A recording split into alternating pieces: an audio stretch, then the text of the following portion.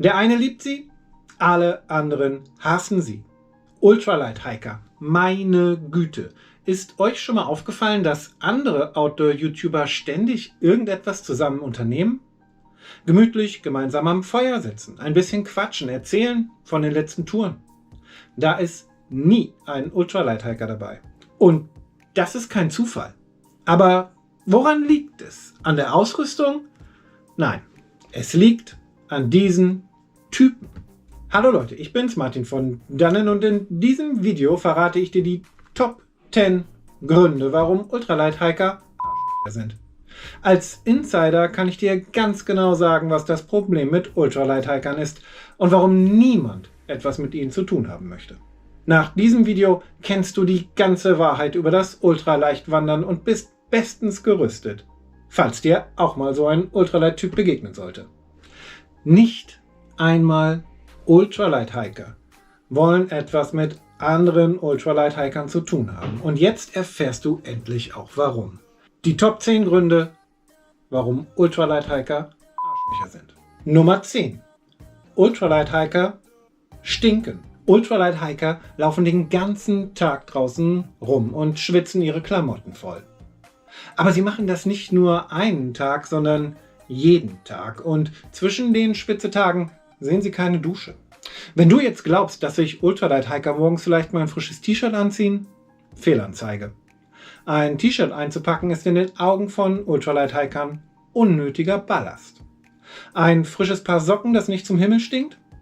Unnötiger Ballast. Vielleicht ein frischer Schlüppi, wenigstens einmal in der Woche? Da kennst du aber Ultralight-Hiker schlecht. Nein. Vielleicht eine Hose, die nicht vor Dreck steht, damit sich die anderen Leute in der Supermarktschlange nicht ekeln müssen? So viel Rücksicht kannst du von Ultralight-Hikern nicht erwarten. Ultralight-Hiker verzichten auf alles, was mit Sauberkeit zu tun hat. Kein Wunder also, dass andere Wanderer schnell die Flucht ergreifen, wenn sie auf Ultralight-Hiker treffen. Denn so macht man sich natürlich keine Freunde auf diesem Planeten. Aber das ist erst der Anfang. Nummer 9, der Top 10 Gründe, warum Ultralight-Hiker Arschlöcher sind. Spaß geht anders. Ultralight-Hiker sind bekannt dafür, selbst die unbequemsten Situationen als bereichernde Erfahrung verkaufen zu wollen. Stundenlang im Regen ohne vernünftige Regenjacke? Ein Teil der Reise. Durchgefroren, weil der Sommerschlafsack ein paar Gramm leichter war, es draußen aber Bodenfrost gibt? Guter Minimalismus. Wenn andere Wanderer abends in ihr gemütliches Zelt krabbeln und sich ihre wohlverdiente Mütze Schlaf abholen, bibbert der Ultralight-Hiker unter seinem winddurchlässigen Tarp und stört alle anderen mit seinem Zähneklappern. Für den Ultralight-Hiker ist das aber immer noch das Best-Case-Szenario. Immerhin liegt er nicht in einer Pfütze, weil Ultralight schlau den Supercamp-Spot 20 Minuten zu früh erreicht hat und sich dachte, Mensch, ich mache noch ein paar Meter und leg mich dann irgendwo hin. Natürlich wird der Ultralight-Hiker sagen, alles kein Problem, aber kein normaler Mensch glaubt, dass das Spaß macht. Nummer 8. Distance Shaming. Ultralight-Hiker rühmen sich ständig mit den zurückgelegten Distanzen.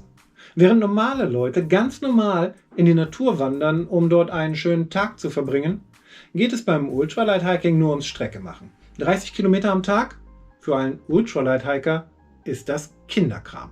Wenn man nicht täglich mindestens eine Marathondistanz mit Gepäck zurücklegt, wird man von einem Ultralight-Hiker nicht mal angeguckt. Das ist auch der Grund, warum Ultralight-Hiker vor allem über Blasen an den Füßen und andere Gebrechen reden. Während andere Leute schöne Erlebnisse sammeln Ultralight-Hiker nur Schmerzen.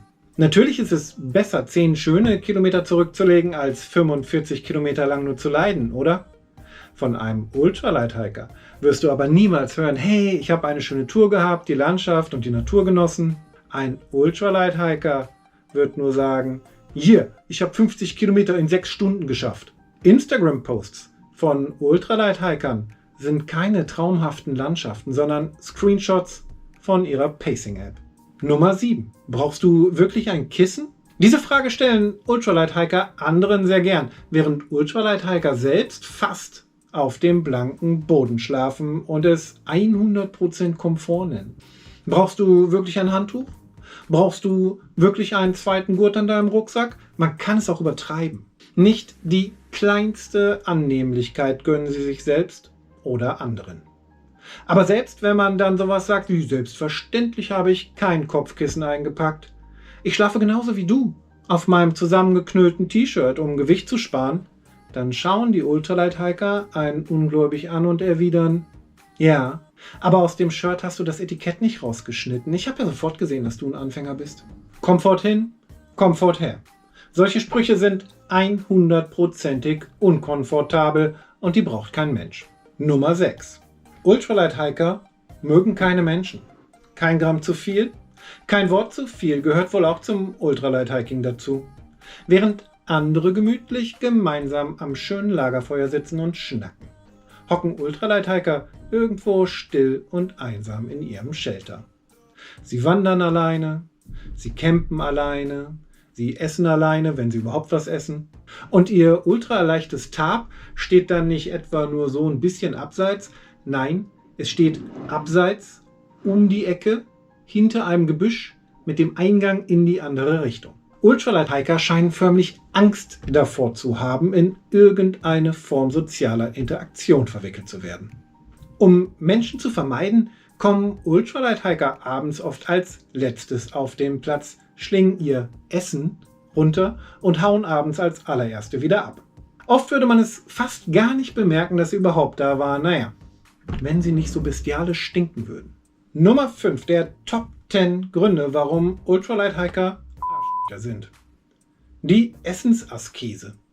Ultralight-Hiker rationieren Nahrung, als wären sie auf einer Mission zum Mars. Dabei gehen sie nur spazieren. Sie tragen oft nur das, was das akute Verhungern verhindert.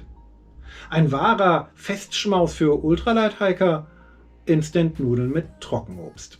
Warm gemacht wird das natürlich nicht. Eine warme Mahlzeit gilt für Ultralight-Hiker als überflüssiger Luxus. Wenn andere Wanderer frühstücken, sind Ultralight-Hiker schon wieder in ihrer Rakete unterwegs nach nirgendwo und essen im Laufen irgendeine Matsche aus einem Gefrierbeutel. Dazu trinken sie kalten Instant-Kaffee aus einer PET-Flasche. Zum Mittag gibt es ganz genussvoll irgendeine Matsche aus einem Gefrierbeutel. Und dazu kalten Instant-Kaffee aus einer PET-Flasche. Wenn du dich jetzt fragst, wie man so etwas überhaupt aushalten kann, wird der Ultralight-Hiker dir erklären, dass die kalte Matschepampe vom Vormittag etwas völlig anderes ist als die kalte Matschepampe vom Nachmittag. Ja klar, klingt lecker. Und wenn der Ultralight-Hiker zwischendurch mal etwas knabbern will, dann gibt es eine Nuss. Eine. 2 wären zu schwer. Nummer 4. Grammpolizei.